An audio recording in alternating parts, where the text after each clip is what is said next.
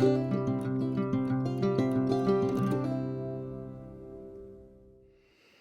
day, everyone. Thanks for stopping by. Sue Johnson here. Another little bit of knitting and psychology, the marriage of the two. Stay tuned and you'll understand what I'm talking about. Oh, don't forget to do the thumbs up, subscribe, hit the notification bell, do all this stuff. I'd like you to notice what I'm doing here. Yeah. Still working on my sweater, the summer top by Patents.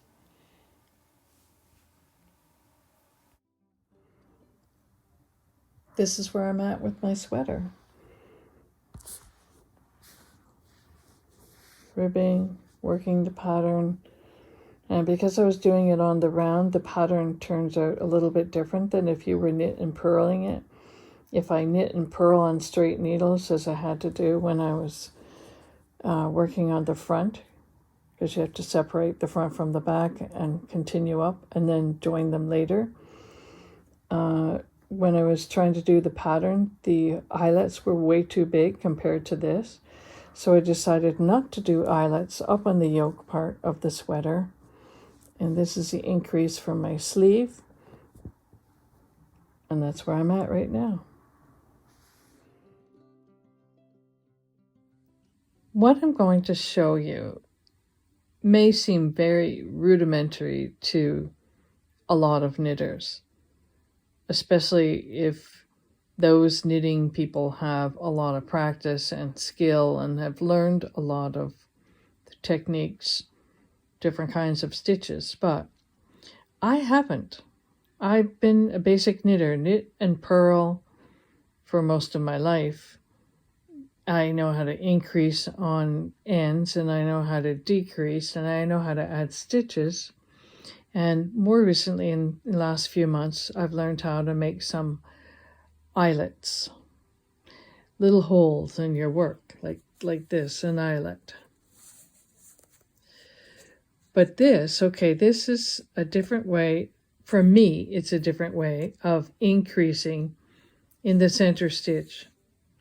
Now, this little piece of thread is my marker because I hate trying to work around the stitch markers that are offered on the market.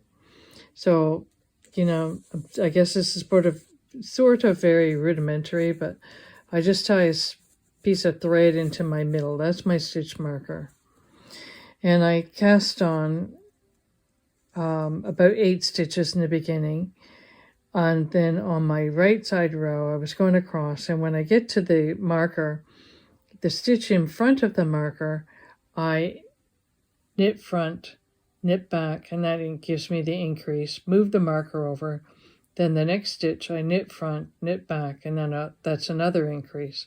And then I continue on to the end.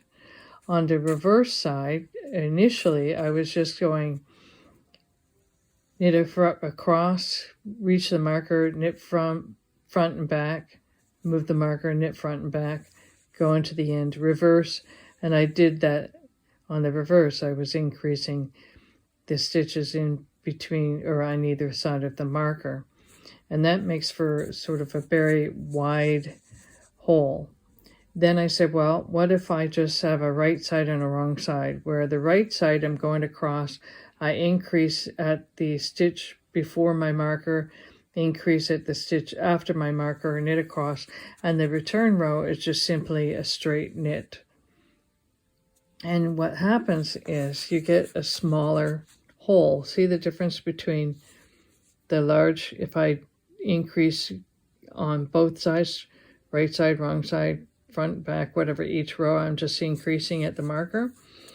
But if I have a return row where I'm not increasing, then the holes in the center are a lot smaller. I don't know how you can see that, but there it is. So for me, this is like brand new. This is like, wow, okay. And part of the appeal in knitting is not only the wool or yarn you're using. This is a merino silk, which I love. It is so soft. And the color. I like the color as well. So not only is there that initial appeal in terms of what kind of wool you're using and the color, but also there's an appeal in the pattern. And if you're enjoying all of those aspects, the wool, the color, and what you're knitting, the stitches that you're using, then it increases your level of satisfaction. And it makes you want to get back to the knitting. Let's try that out. Let's do it again. So I was thinking how this is kind of like relationship, because when something's new, we want to go back there again and again and again and enjoy it. Okay, I'm going to put a face to this, but when something's new, you want to keep going back to it. When a relationship is new, you want to keep going back to it because you want to find out what it's like. Okay, I'm going to start this again. When something is new, you want to keep going back to it. At least that's the incentive. That's the draw. When a relationship is new, again, you want to keep going back to it. You want to discover what it's like. There might be a right and a wrong side. And the right side is what keeps you coming back. The wrong side is where you start discovering things that, I didn't know that was there. You know, it's the little nuances of relationship or person character that you're thinking, not sure I like this, or that's different.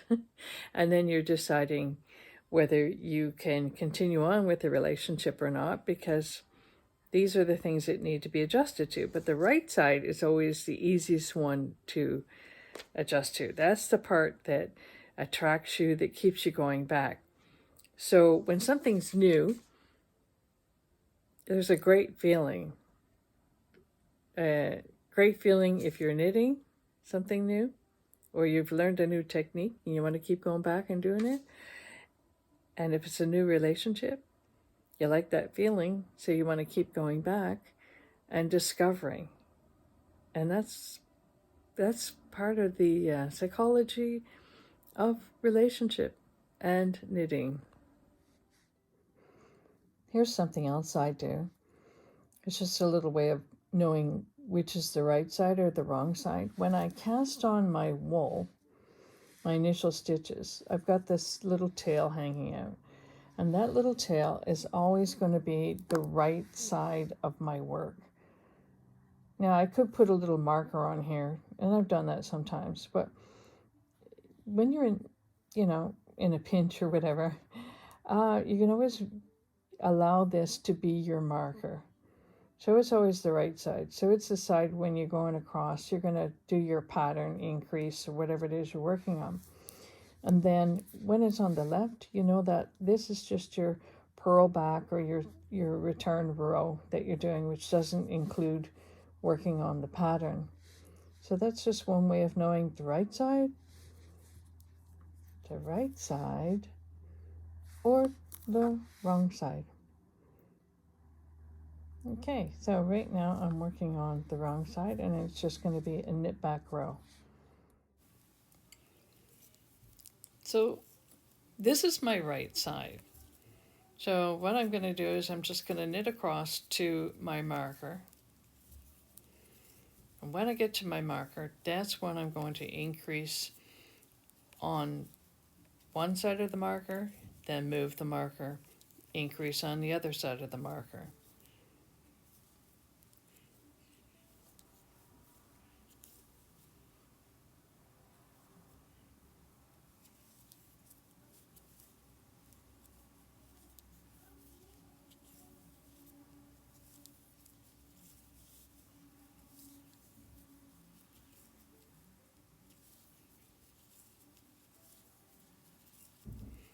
So here I am, the stitch before the marker. So I just simply knit in the front, don't pull it off the needle, and you turn and you knit in the back. So that's your increase. You move your marker over. Now the next stitch, do the same thing. Increase in the front, increase in the back, and then you slip it off and continue knitting across your row.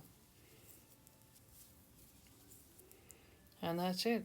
It's a simple way of increasing in the middle of your work. If you're using the midnight hour pattern, where you're creating a shawl or a scarfette, this is a good way to increase in the center instead of doing a yarn over, slip one, knit one, pass that yarn over, and so forth, which is more complicated. I wanted to add something to the whole idea of the newness of a relationship. It is the part that keeps you coming back again. You want to discover it, you enjoy it, it's great, it's fun. And then gradually the newness, that initial feeling will wane a little bit. It'll wear off. But don't be alarmed, because that's just the way it is. You think about getting a car, a new car, if you've been through that experience, and how much fun it is to show the car off, to get in and drive at certain places, to enjoy all the little bells and whistles that are on the dashboard. You think about that new feeling that you've had with anything that was brand new, but eventually the intensity of those emotions wears off. Not completely, it just changes. You still appreciate and like and enjoy that new thing, that new relationship, whatever it is. But there will be a change in how you feel about it. The newness is not as intense as it was. And that's okay. That's a normal part of relationship. So when you look at the right side of a relationship, maybe that's the part that it keeps you coming back and attracts you. And as you go along in the relationship, you discover some of the wrong side, and then you have to make a choice. Some of the questions you would ask yourself are, can I make an adjustment? Is this something that I can accept? We're not talking about discovering the guy likes to rob banks. That's a whole different issue. But we're talking about some of the normal adjustments in relationship. So what are those? And maybe he chooses food in a funny way. Or maybe he doesn't mind farting anywhere he is, whereas you just think that it's impolite to do that, especially in mixed company. I had a friend who used to do that until his wife really sort of hammered at him about it. So there's things that you will come up against that will sort of tarnish the newness of your relationship. And you have to, like I said, you have to ask that question. Is this something I can adjust to? Is it something that I can accept? Is it something that I can overlook? Love overlooks faults. And just remember, you have a wrong side too. So think about that.